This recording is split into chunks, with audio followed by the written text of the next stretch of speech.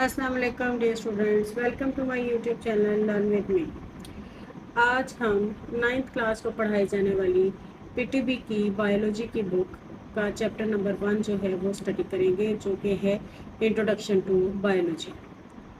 इस चैप्टर में हम सीखेंगे कि बायोलॉजी की डिवीज़न और डिफरेंट ब्रांचेस कौन सी हैं, बायोलॉजी असल में है क्या, relationship of biology with other sciences क्या है, और करियर्स इन बायोलॉजी कौन कौन से हैं, Quran and biology, Muslim scientist और लेवल ऑफ ऑर्गेनाइजेशंस। तो आइए स्टार्ट करते हैं। सबसे पहले है इंट्रोडक्शन टू बायोलॉजी। बायोलॉजी चूँकि साइंस की एक ब्रांच है, तो पहले हम ये समझने की कोशिश करते हैं कि साइंस असल में है क्या। साइंस एक ऐसी स्टडी है जिसमें ऑब्जर्वेशंस की जाती हैं, एक्सपेरिमेंट किए जाते हैं और फिर उसके बाद उसका कोई लॉजिक कंक्लूजन निकाला जाता है। मिसाल के तौर पर हम ये कहें कि चिड़ियाँ जो हैं, दाना तुनगा जहाँ पर होता है चिड़ियाँ वहाँ पर आती हैं। कुछ लोगों ने एक्सपेरिमेंट किया कि मुख्तलिफ जगहों पर दाना तुनका फेंका, चिड़ियाँ आई और उन्होंने देखा कि जब दाना तुनका फेंका जाता है तो चिड़ियाँ आती हैं। मतलब कुछ लोगों ने एक्सपेरिमेंट किया कि हाँ भी हमने दाना तुनका फेंका था, वहाँ पर चिड़ियाँ आ गई। उसका लॉजिक कंक्लूजन क्या होगा कि जहाँ पर खुराक होगी वहाँ पर चिड़ियाँ आएंगी, यानी जहाँ पर उनको दाना तुनका मिलेगा वहाँ पर चिड़ियाँ आएंगी। ये उसका लॉजिक कंक्लूजन होगा। पुराने वक्तों में साइंस जो है वो इतनी ज़्यादा क्लासिफाइड नहीं थी डिफरेंट ब्रांचेस में, बल्कि साइंस टोटल को एक ही हेडिंग के अंदर रखा जाता था, जिसमें बायो, केमिस्ट्री, फिजिक्स वगैरह सभी कुछ आ जाता था। लेकिन वक्त गुजरने के साथ साथ ये जो मालूमात है ये इतनी ज़्यादा हो गई कि फिर उनको मुख्तलिफ ब्रांचेस में तकसीम किया गया, जिनमें बायो, फिजिक्स, केमिस्ट्री और मैथमेटिक्स वगैरह हैं। तो उसी सिलसिले में बायोलॉजी जो है वो एक अलग सब्जेक्ट है जिसको हम आज स्टडी करने की कोशिश करेंगे। तो आज हम देखते हैं कि बायो क्या है। बायो जो है, बायोलॉजी एक ग्रीक वर्ड है जो दो लफ्ज़ों से मिलकर बना है, यानी bio, BIOS and logos. BIOS का मतलब है लाइफ और लोगोस का मतलब है थॉट और रीजनिंग और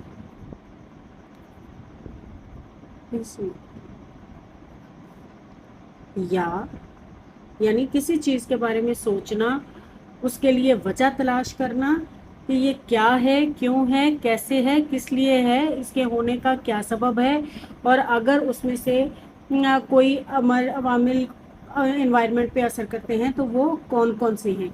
यानी नेचर के साथ उसका ताल्लुक समझने के लिए, नेचर को स्टडी करने के लिए, नेचर को अप्रिशिएट करने के लिए सोचना और उसकी वजह तलाश करना, यानी आसान ज़ुबान में हम कह जाते हैं कि लोगोस का मतलब होता है स्टडी।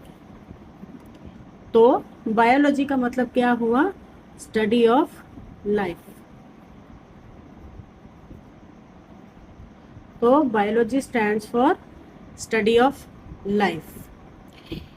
बायोलॉजी जो है वो लिविंग ऑर्गेनिजम्स के स्ट्रक्चर्स, फंक्शन और related aspects of living things को स्टडी करते हैं।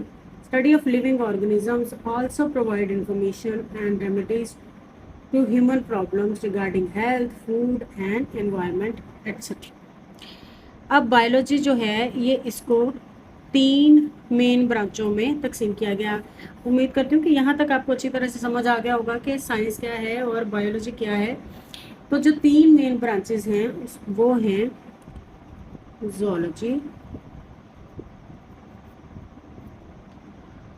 Botany and micro organisms. तो पहले जोलॉजी और बॉटनी के बारे में पढ़ लेते हैं। जोलॉजी भी दो वर्ड से मिलकर बना है। Zoo means animals and logos mean study. तो division of biology deals with the study of animals. Study of animals is called zoology. और जो बॉटनी है ये स्टडी ऑफ प्लांट्स कहलाती है। Botany stands for study of plants and zoology stands for study of animals. उसके बाद जो तीसरी मेजर ब्रांच है वो है माइक्रो बायोलॉजी। जैसा कि इसके नाम से जाहिर है, माइक्रो ये डील करता है स्मॉल एनिमल से, बहुत छोटे ऑर्गेनिजम्स जो बाज़ हमें नंगी आंख से नज़र भी नहीं आते या बाज़ हम उनको भी देख भी सकते हैं, लेकिन छोटे एनिमल्स जैसे बैक्टीरिया वगैरह उनकी स्टडी को हम माइक्रो ऑर्गेनिज्म कहते हैं। यानी ये जो माइक्रो बायोलॉजी है ये deals with the study of micro organisms, यानी छोटे ऑर्गेनिजम्स यूनिसेलुलर इस तरह के जैसे बैक्टीरिया वगैरह, उसको हम कहते हैं micro biology. In order to study all aspects of life हमने इन तीनों मेन ब्रांचेस को मज़ीद ब्रांचेस में डिवाइड किया है, जिनके बारे में आगे चलकर बात होती है। बायो की जो मज़ीद ब्रांचेस हैं उनमें आ जाता है मॉर्फोलॉजी। मॉर्फोलॉजी जो है वो ब्रांच है बायो की जिसमें हम लिविंग ऑर्गेनिजम्स की फॉर्म्स और स्ट्रक्चर्स को स्टडी करती है, और इसमें हम ये देखते हैं कि उसकी फॉर्म, उसकी बनावट कैसी है और उसका स्ट्रक्चर कैसा है। एनाटॉमी जो है ये हम study of internal structure of living organism.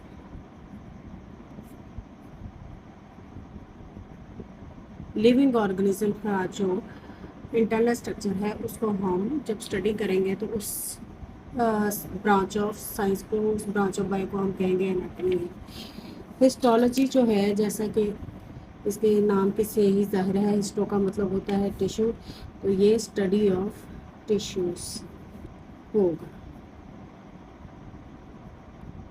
Study of tissues is called histology. उसके बाद सेल बायोलॉजी है, इसमें हम स्ट्रक्चर को, सेल के स्टडी करते हैं, सेल स्ट्रक्चर को और उसके फंक्शन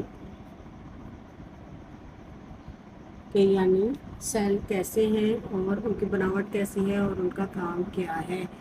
और सेल्स और सेल ऑर्गेनिजम्स जो हैं उनकी जो स्टडी है उसको हम कहेंगे कि ये सेल बायोलॉजी है। ये जो साइंस की ब्रांच है सेल बायोलॉजी, ये सेल डिवीज़न को भी इसमें स्टडी किया जाता है। उसके बाद आ जाती है फिजियोलॉजी। फिजियोलॉजी क्या है? ये ब्रांच ऑफ साइंस है, ब्रांच ऑफ बायो है, which deals with the study of function of different parts, study of functions of different parts of body, यानी जिस्म के मुख्तलिफ हिस्सों का, मुख्तलिफ ऑर्गन्स का क्या काम है। उसके बाद आ जाता है जेनेटिक्स जो है, इसमें हम जीन्स को स्टडी करते हैं जो कि इनहेरिटेड मटेरियल है, स्टडी ऑफ जीन्स, और ये ट्रेड्स का या करेक्टर्स का पेरेंट्स से ऑफस्प्रिंग को जो मुंतकिल होती है उसकी ज़िम्मेदार होती है। इसमें हम उनकी जो खसूसियात हैं उसको भी स्टडी करते हैं। चूँकि ये कि ओके इनका जो रोल है इनहेरिटेंस में वो क्या है, यानी study of genes is called genetics. उसके बाद है एम्ब्रियोलॉजी। इसके study the study of development of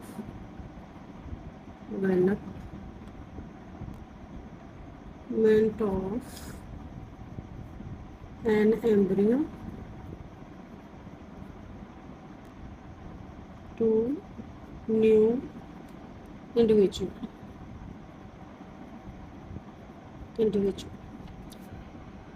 यानी एम्ब्रियो से लेकर एक पूरा जानदार एडल्ट जानदार बनने तक उसके अंदर जो जो तब्दीलियाँ आती हैं उसको उसकी जो स्टडी है वो हम कहेंगे कि ये एम्ब्रियोलॉजी है। उसके बाद आ जाता है टेक्सोनमी। टेक्सोनमी जो है वो लिविंग ऑर्गेनिजम्स को की नेमिंग और क्लासिफिकेशन का जो साइंस है उसको कहते हैं, उसकी स्टडी है। यानी हम जानदारों को वो मुख्तलिफ उनके नाम कैसे देते हैं, किन खसूसियात की बिना पर देते हैं, और किस क्लास या किस स्पीशी में उनको क्लासिफाई करते हैं, उनको डिवाइड करते हैं, उसको हम कहेंगे टेक्सोनमी। यानी स्टडी ऑफ नेमिंग